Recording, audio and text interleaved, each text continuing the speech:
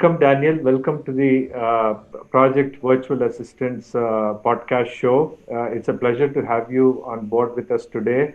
You've been a very long-term client of Get Friday, and it's certainly great to have you join us from the United States while our assistants are out here in India serving clients all over the world. Just for the benefit of our viewers, introducing Daniel Dus, who is the head of US renewable energy business for the Adani Group. Adani Group is an Indian company, but happens to be the largest solar company in the world in terms of operating and contracted solar assets. And Daniel is a long-term solar energy veteran. He has been in this field for ages, and he has also been with Get Friday possibly for almost a decade. I'm not sure, but a very long stint. So welcome to the show, Daniel. Thank you, Sandra. Yeah. So just to kickstart this podcast, when did you start using Get Friday precisely, and why virtual assistants? Because if you had started 10 years back, it would have been really pristine ground where possibly not many people were trying out virtual assistants. It's true. It's true. It has been almost exactly a decade, I think, in about 5 or 6 months. And originally, I was building my first solar company. I was working 90 hours a week, and I didn't have enough time for everything that I had to do. And when I heard about Get Friday, I got pretty excited about the potential for outsourcing pieces of my life that I didn't have time to do either properly or wanted to get done, but never seemed to make it on the to-do list for the day. And so was very excited to give it a try. Great. And how has the experience been so far for you? I think over the years, you have changed companies. You have led many other solar energy companies in the US, and now you're working for an Indian company that is global. So has the nature of your work with Get Friday actually changed over the years? Yes, the first task that I outsourced was my corporate expense report. Probably everyone hates doing their corporate expense reports, right? Absolutely. And it would get delayed, and then it would end up taking months. And I just didn't want to spend that few hours a week, really. At that time, there were not many very good automated solutions. So that was the first task that I outsourced to Get Friday, and really grew from there. They still manage my corporate expense reports now, almost 10 years later. Even though they're highly automated, it's still a little bit of time every month that I just don't want to spend on that task. And the next thing that I outsourced to them was different pieces of research so that I could have information when I needed it.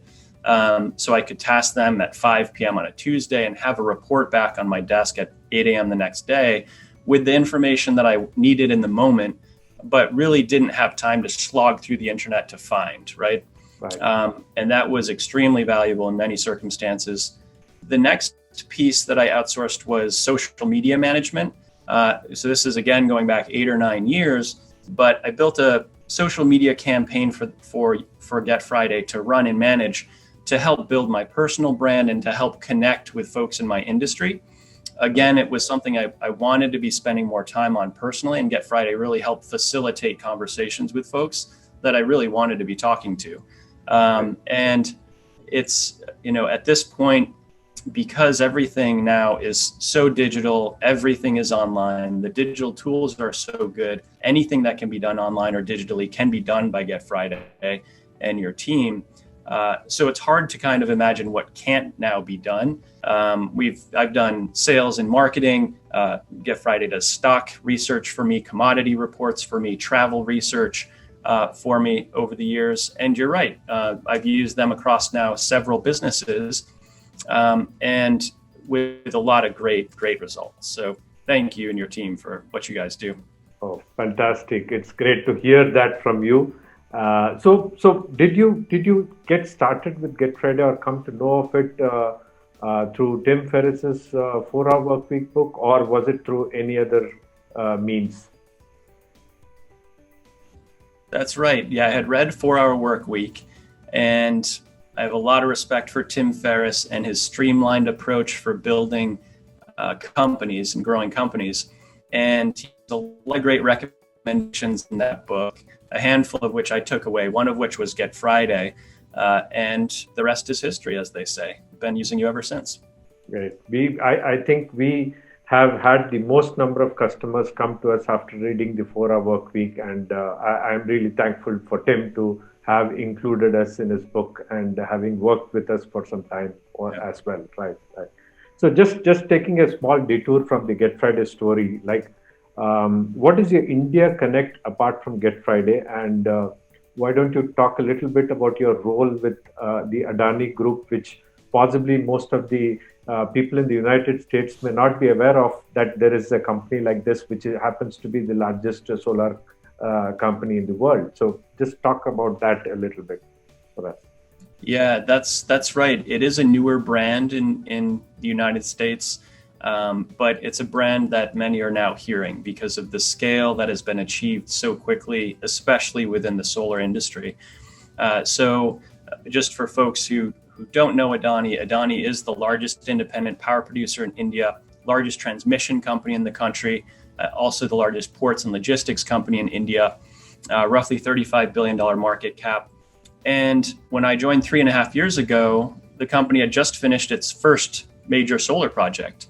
It was the largest solar project in the world, but still it's gone from one project 3.5 years ago to being the largest solar company in the world.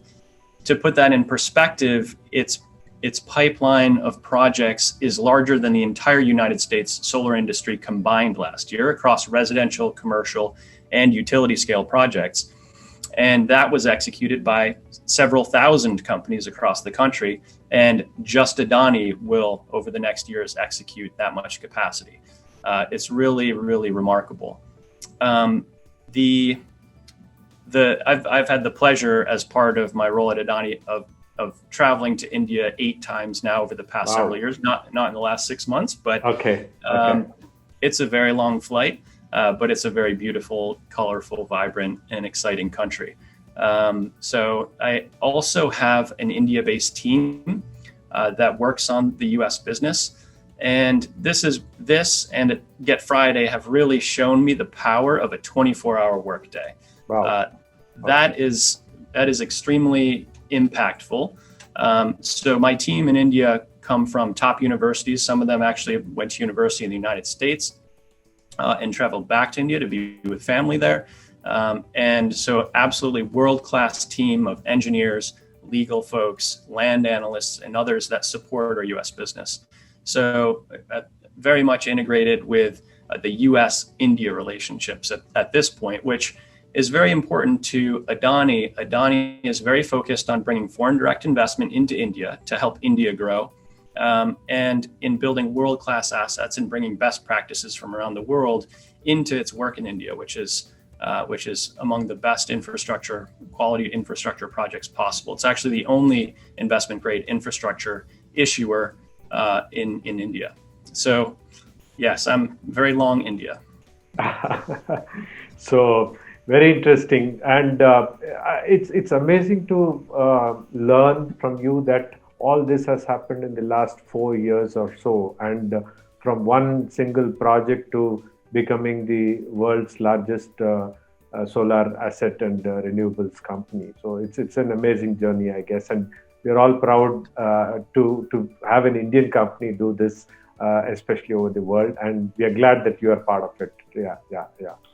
So coming back to Get Friday, what is the impact that it has had on your personal life?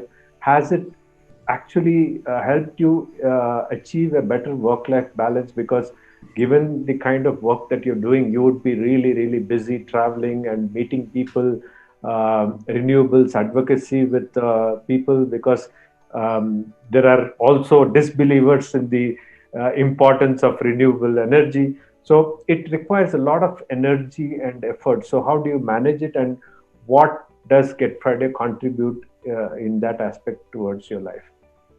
Yeah, the solar industry has seen astronomical growth since I joined it 15 years ago. there was barely an industry at all 15 years ago. And now solar is the largest form of new energy capacity installed both of the last 2 years globally. So to go from almost zero to number one among one of the largest industries on earth, you can imagine the amount of scale and change that's had to happen in order to support the industry to do that. So yes, there's always more time that the solar industry will absorb in its perpetual evolution for growth. And unfortunately, to answer your question directly, no, it has not allowed me any better work-life balance, but it has allowed me time to help do other things in my life that are important to me. So I'm also managing director of Shared Estates Asset Fund, which is a real estate investment and development company. And really that's late nights and weekends, but I wouldn't even have that time to use if Get Friday didn't help me expedite everything that I do across Adani and Shared Estates in my life. So it does create more time and bandwidth and helps accelerate what I'm doing and takes things off my plate. So it's extremely impactful.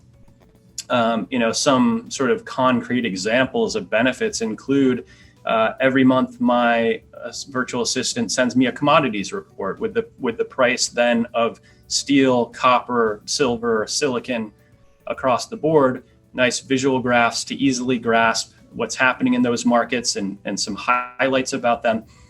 One time I had gone through a whole RFP process, collected multiple bids, and I was negotiating with the selected vendor when I saw from the report that the price of steel, which was a major part of this commodity that we were buying, had fallen by 15 to 20%. Wow. And so right at the last minute, I was able to call and negotiate that cost savings into a price savings for us of millions of dollars. So really, really important, again, to have information when you need it that's focused on your needs. And that's one of the many things that are sort of direct, concrete examples of impacts it's had on my life and the companies that I help run. So great. Yeah. So since you work with two teams in India, one is from your own company, and you need to operate at a particular level because that's the core business that you are dealing with, and you'd probably be interacting with the top professionals in your organization at Adani.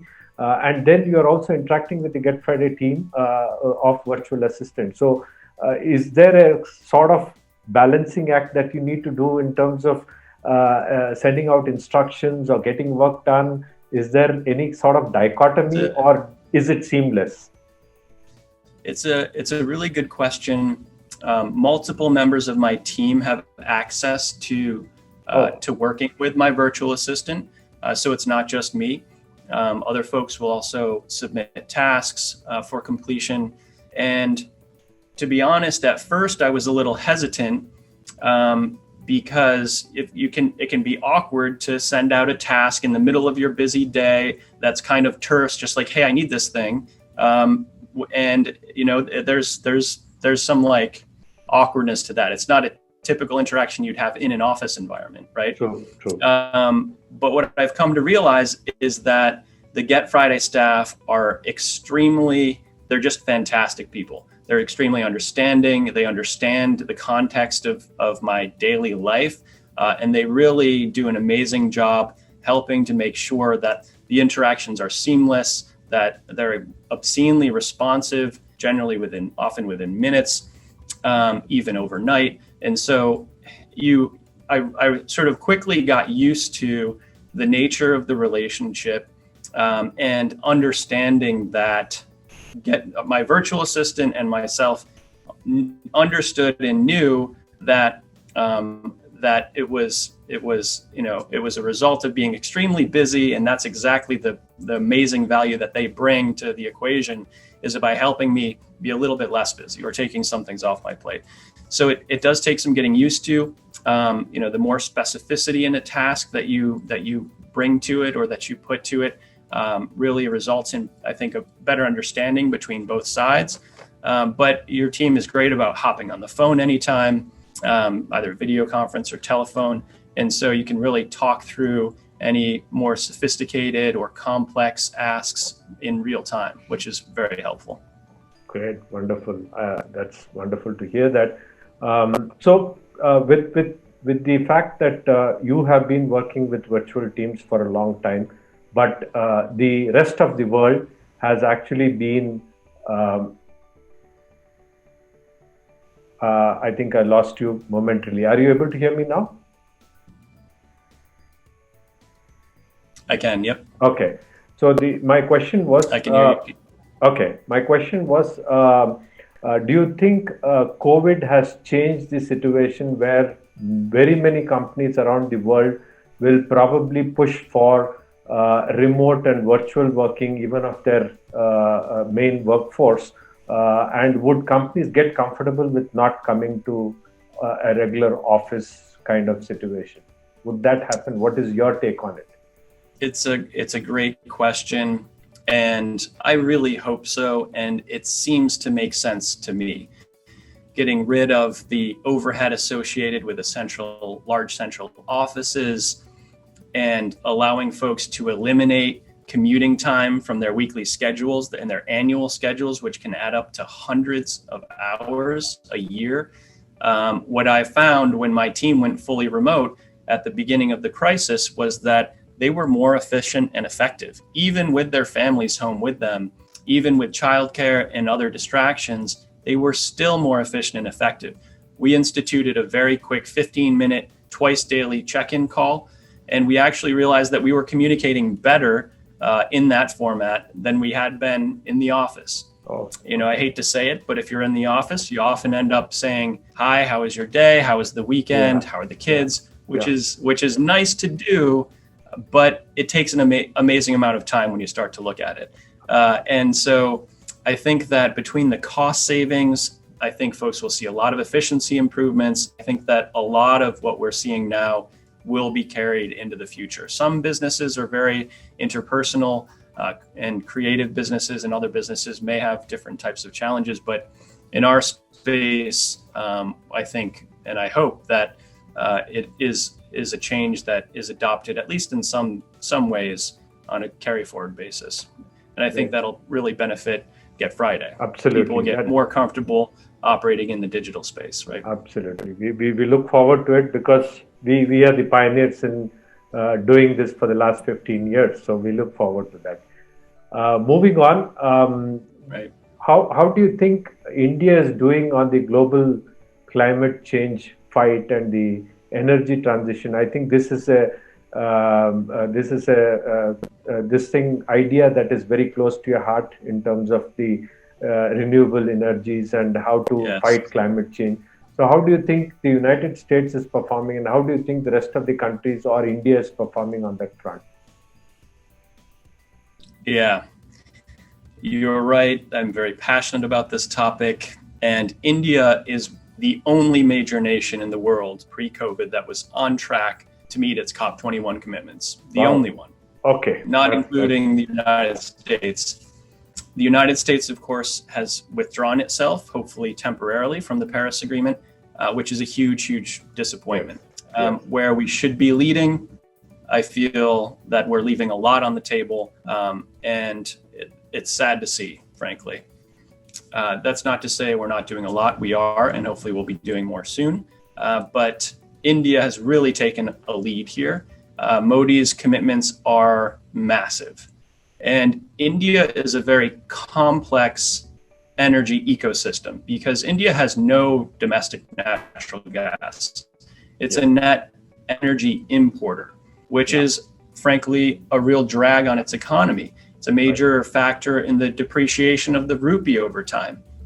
And so India can't do what the US has done, which is switch over significantly to natural gas without further importing more energy from global markets at a detriment to itself. And that's a real challenge. So what we envision is, what Adani sees coming is a potential switch directly from coal to new forms of energy production and storage like green hydrogen and hybrid projects. India has many of the largest renewable projects in the world. The Badla solar plant, largest in the world, 2.25 gigawatts. Adani is in the process of executing a 1.66 gigawatt hybrid project, wind and solar. And these are by far among the largest in the world. The United States has projects that are half that size. So it's a stark contrast, but we do hope that there'll be change here in the near future.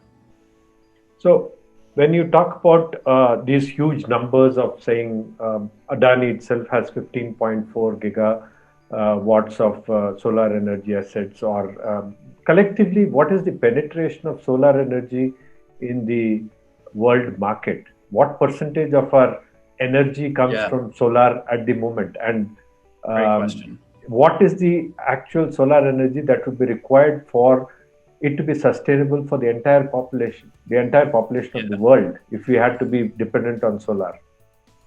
It's a great question, and we are still, I believe, less than about 2% of the global grid coming from solar, even with all this growth, right? Okay. There are thousands of terawatt hours of natural gas and coal in the grid. In our lifetimes, I believe that solar will approach 30% of the global grid, potentially and hopefully more. But it does have to be stabilized either with battery storage, hydro, or other forms of stabilization, either peakers or other production capacity. So that problem is in the process of being solved and being addressed, but it will take years for it to be implemented. But solar is going to be the real engine of the future energy markets. Solar will set power pricing. Right now in the United States, natural gas generally sets power pricing at most times of day. And solar economics are unbeatable. There's no other form of energy that has a zero cost fundamentally of an incremental kilowatt hour. And so how do you compete with that? So we're very excited about the future. Every major organization now has solar as a huge part of the energy mix within the next decades. And for a country like India, which is right across the equator, I think especially with its large population, solar offers a huge incentive for us to move towards renewable energy. So instead of using coal, which is highly polluting and damaging to the environment, right? A coal molecule emitted anywhere in the world will impact everybody in the world. That's just a fact. Now, again, India is in a very challenging situation where basically one of its only domestic resources is coal, and it needs baseload power, and its need for power is growing faster than almost anywhere else in the world. The energy density in India is 1/13 of what it is in the United States. Over 200 million people in India and Bangladesh have no power whatsoever, not even a light bulb. Modi's been connecting a record number of homes to the grid every day and week. And so it's very hard to imagine an energy transition that is faster, frankly, than what Modi's committed to, that doesn't involve global help and support. If world banks, if other sovereign nations stepped in, rather than the US stepping out of the Paris Agreement, if we stepped into a leadership role to help India accelerate its transition, support, credit support, monetary support, etc., then it could be accelerated. But it's something that has yet to happen, frankly. But I hope it does, and believe it will. Let's hope 2021 brings about a change. Yes, agreed. So if there is a message that you have for the world on climate change, what would it be? A very short message. Vote, and vote for leaders who take this issue seriously. There's the next action that people can take is a far distant second. There's a lot we can do in our own personal lives. Buy solar from your utility company, go electric vehicle, make those changes in your personal lives too. But the impact of voting for the candidate who listens to the science, who takes action on this issue, will help save our species. It's pretty simple. Absolutely. That's why I keep saying man has such an ego that we always talk about saving planet Earth. Planet Earth doesn't need to be saved. It's human species that needs to be saved, right? Exactly right. Right. Yes, Right. 100%. 100%. Yeah. One last question, Daniel. Sure. What is your advice to anyone who's seeking to give virtual assistants a try now? You have been a veteran, so what would be your single advice to them? Absolutely. And I've sent dozens and dozens of folks to talk to you because I feel that there's such an opportunity for people to obtain time to use it however they want to in their lives by outsourcing strategically the parts of their lives that can be easily outsourced and for an amazingly low cost, right? Which is key. There's no downside risk here for trying it and for doing it, frankly. There's only upside.